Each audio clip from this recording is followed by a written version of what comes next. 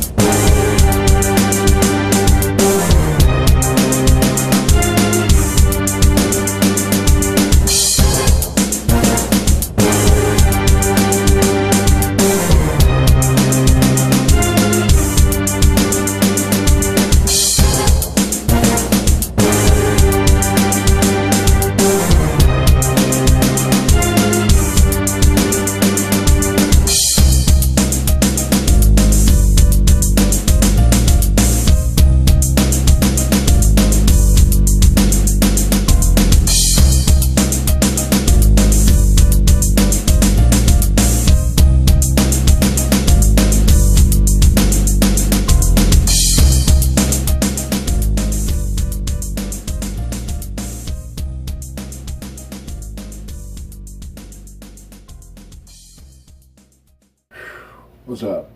Yo, it's time for us to do our toast, and I want to welcome you on this great and marvelous day of Imani. Alright, I can't move around a lot because the light, I'm still working on the light. Nope. That wasn't a light. Nope. Alright, we're going to keep it like this. I don't know whether my eyes is bad or what. But hey, so we're going to do our water. And of course, jumpstart that body. Yo, jumpstart that body. Hey, let's do it. I'm starting.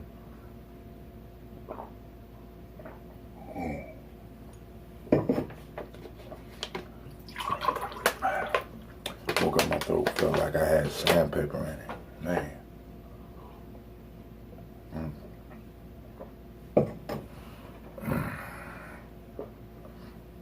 I don't know how this doing. I ain't sampled it in a while. This is one of those mystery ones. When I was mixing up last time, I didn't know whether I had, I didn't label them properly. So I mixed up the beet and the grape juice. So I don't know if this is beet or grape or both. I don't know. We're going to find out.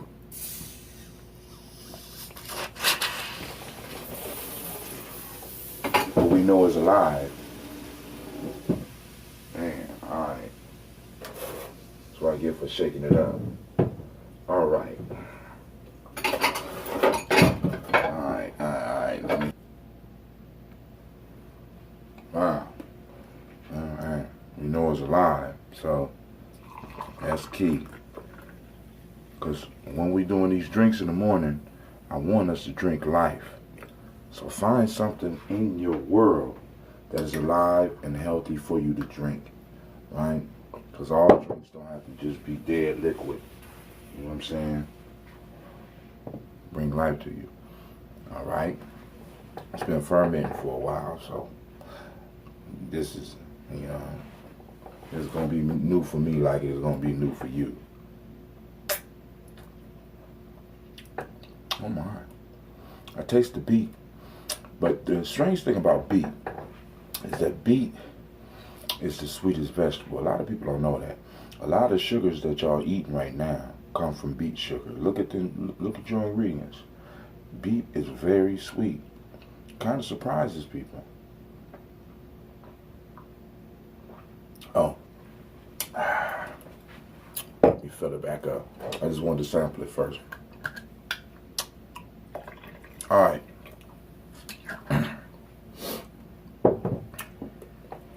These are those internal libations. So we're going to pour, of course, we're going to pour. Let me see something real quick.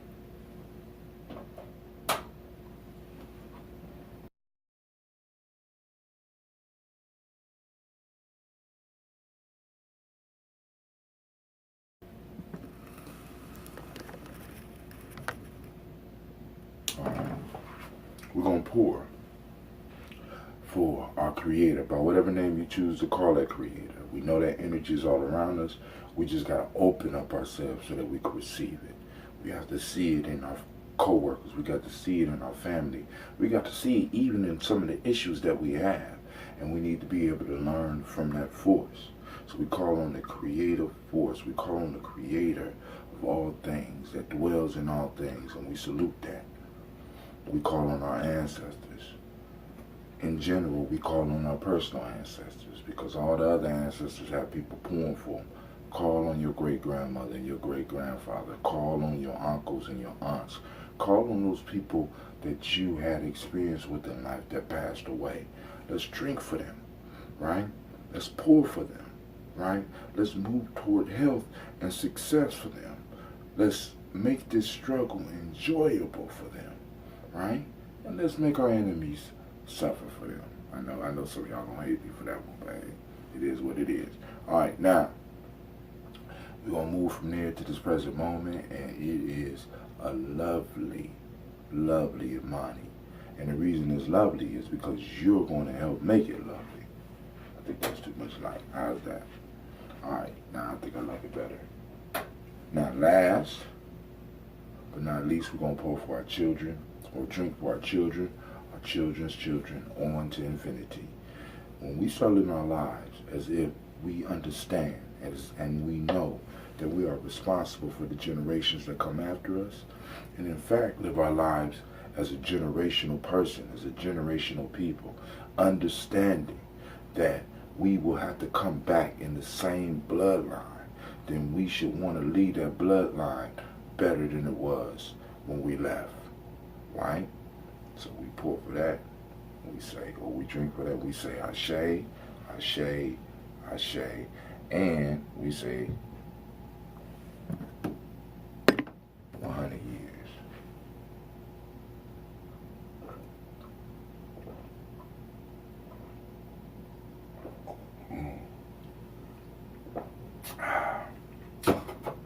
All right, so let me share a quick experience with you, and then we're gonna move on, right? So I went to go visit one of the listeners to the show. They sponsored. I mean, how can I put it? They responded on Facebook when I was doing Facebook Live for Tribal Quotes, asking the questions. They was asking questions, and I said, "Hey, I'm gonna give you some free ambrosia for participating on the show." I said, cool. So we hooked up, and I went over and I took it over there. It was a beautiful family. And one of the sons, we were talking, and he said, man, I heard the word ambrosia a lot. I love Greek mythology. I love mythology. And I was just so impressed, man, because it's rare that I run into a young person that want to have that type of conversation, right? We forget the importance of myth, right? We guide our children away from that, right? If I had ran into somebody that was able to tell me, hey, there's a career behind myths, because a lot of people don't understand. I need y'all to understand this, right? Myths are anchors. They're cultural anchors. We're going to get into that a little bit more. Myths are cultural anchors, right? That when you read them, they inspire a certain feeling, a certain pride in your culture, you know what I'm saying? Or a certain pride in the hero mythos, right? That you start to feel that you could participate in, right? And these stories are very important for people. As a matter of fact, it's a major industry. You know, I know a lot of y'all find that incredible and hard to believe. But when you look at video games, and you look at movies, and you look at the book industry, right? All these are about telling myths, are about telling stories, right?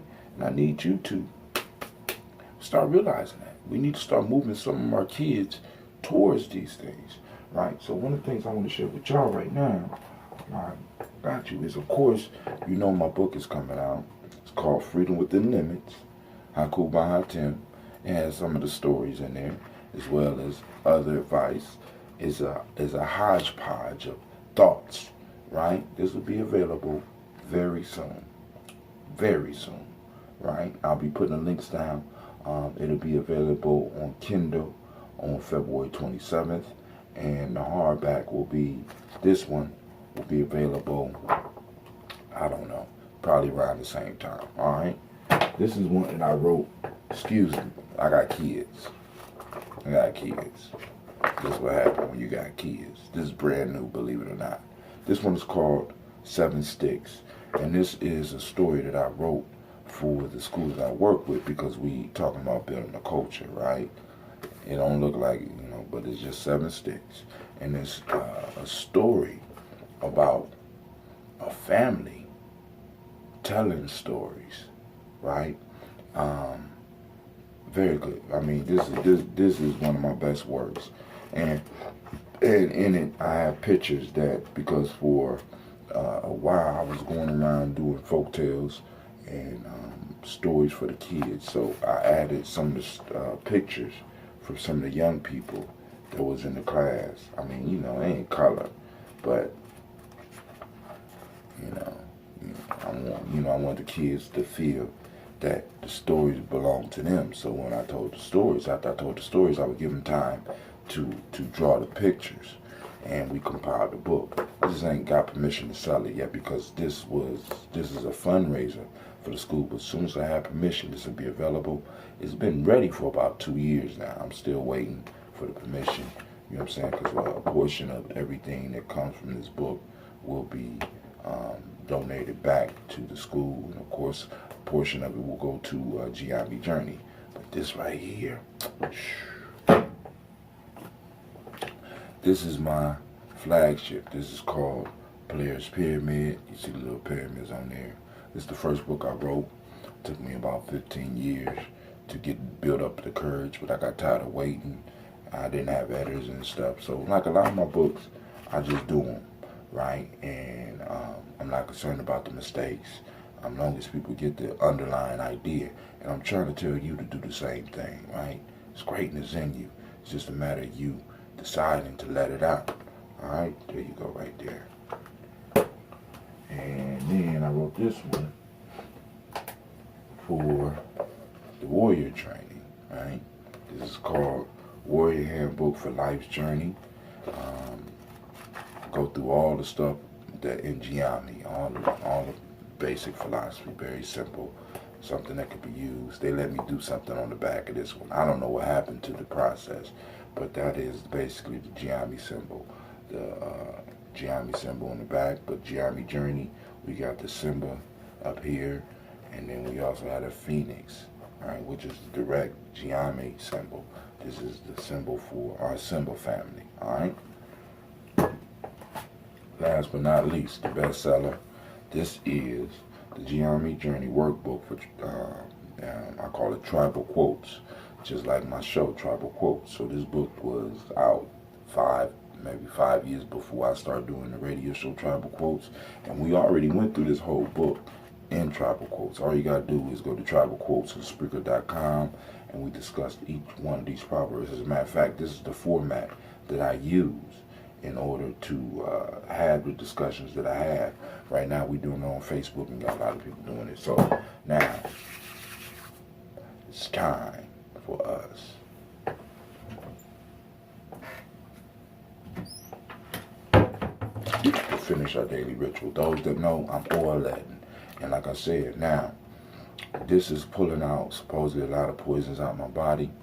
I'm putting poisons back in, and plus, I'm on the warrior diet, so I'm going to do a special one on that. For those that don't know, the warrior diet is you eat during a certain period of the day. You don't eat all day. You eat during a certain period. And the philosophy behind that is, if our ancestors were not able to eat 3 times a day, what makes us think that eating 3 times a day is normal? Right? I'm dealing from a standpoint that eating 3 times a day is not normal, right? Why do you say that, Atem? If we go back 100 years, if we go back 150 years, right, when people may have lived longer, may have been healthier and stuff like that, we don't know because we wasn't there. But human beings were not designed to sit around and just eat. We had to get out and get it, right? Even to eat, we had to get out and get it. So this means there was a long preparation time for the food. So oftentimes, we would have to wait long periods of time before we ate. So what we saying is, what I'm saying with the warrior diet is, let's take a specific time during the day where that's when we eat. You could do like a 4-hour period, right? So rather than eating 3 times during the day, you can eat 3 times within that 4-hour period, right? So if you go all day, like right now, I don't start eating till 5 p.m. So that means no breakfast, no lunch, then I have a dinner. What I started finding out is that I'm not pigging out at that time. You know, yesterday, I ate a couple of slices of pizza and some grapes. You know what I'm saying? And I'm going to make it through the day on that. But right now, what I'm working on is oiletting. Now, I had some issues where my mouth was sore. I had toothache. And I started doing this. I ain't feeling it no more. You just take some oil, about a tablespoon. I'm just going to sip. Can't do it and talk though. Forgot. All right. I do it for about 20 minutes and allow this to extract the poisons up out of my mouth, right? And it brings the poison from supposedly all parts of your body. So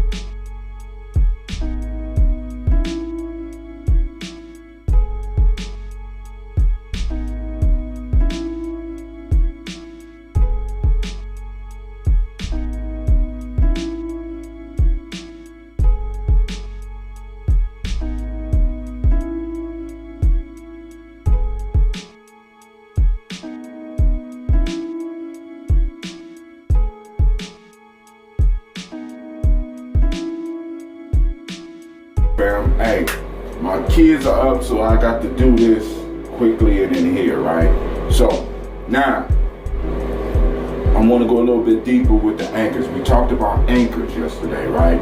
So now let's go a little bit deeper with the anchors. Now with anchors, you have to, well, let me put this. Anchors are put in place within strong emotional moments, right? When we have those strong emotional moments, that's when anchors are placed, right? So in our life, throughout our life, when we had severe trauma, severe emotional moments, those were anchors that was placed in our lives.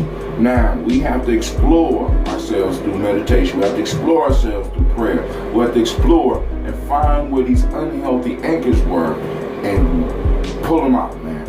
We got to pull them out, and we got to start placing the anchors that we need. Like, so example, when you saw me doing the I-shaped breath, I stopped and I pressed. Well, you couldn't see it because it moved so fast. But I went in my mind and started thinking about moments in my life where me using the principle of Imani, the principle of faith, right? Truth, justice, reciprocity, balance, sport, and harmony. Being in harmony or whatever. But moments when I used Imani and it worked for me and I felt good. Then I went into my mind and I intensified those so that every time I put my hands like this, I can go into the mind state of power knowing that Imani is successful, right? Because remember, out of life we get what we expect.